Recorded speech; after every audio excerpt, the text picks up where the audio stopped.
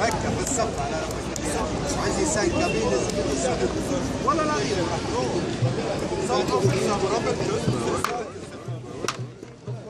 C'est ça qu'on vise, c'est ça qu'on vise.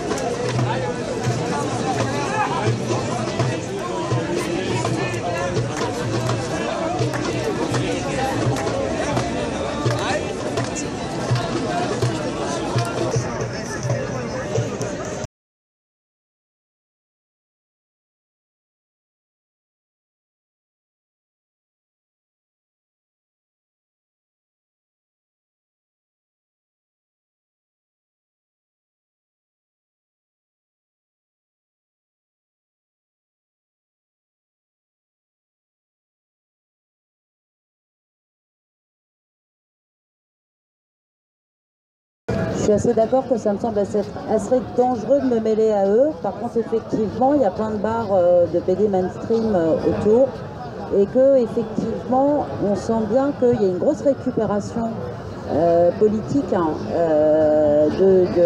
des soi-disant extrémistes qui sont islamistes, comme moi je suis le pape, et que les terroristes, c'est la guerre du pauvre. Sous la guerre de 39, les résistants étaient des terroristes. Je passe mon temps à parler justement des extrémistes cathos parce qu'effectivement à Lyon, je me souviens d'une action de gens qui criaient, qui étaient des pro-life, et que c'était qu'il y avait vraiment des gens avec des bêtes de baseball de l'autre côté qui étaient vraiment pas sympas, et que nous par contre on s'est quand même bien amusé parce qu'ils priaient pour nos âmes et nous on priait pour leur vie sexuelle.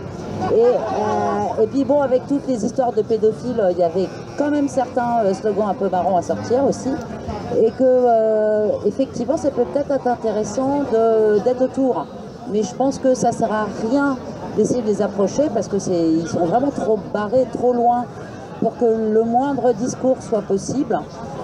Le dernier tube de Benjamin Biolay était plus enrichissant que la discussion avec le voisin d'en face. Dans le métro, le bruit des wagons fonçant sur les rails fait une passe continue telle qu'on a l'impression que la vie n'a pas de commencement ni de fin. Le crissement assourdissant occasionnel ne suscite même plus un geste pour se boucher les oreilles.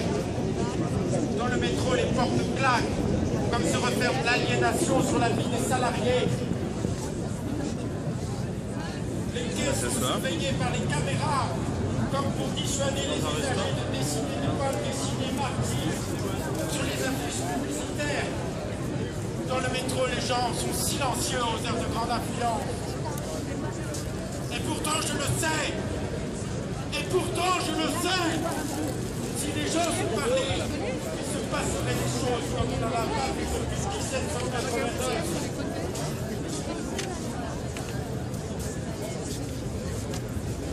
Je vais vous dire un autre point encore.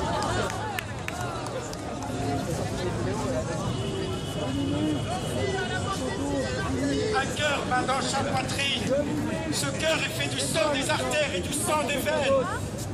Il a besoin de nourriture. C'est un animal insatiable. Dans ce cœur, certes, on peut trouver le désenchantement, la résignation, l'oubli de tous les rêves qui bercent l'enfance. On peut trouver aussi la rébellion, le sentiment, le sens du tragique. On peut trouver tout ça au-delà du sang, de l'oxygène et de la nourriture, qui sont les matières qui rendent possible rébellion, sentiment et tragique. Rébellion, rébellez-vous.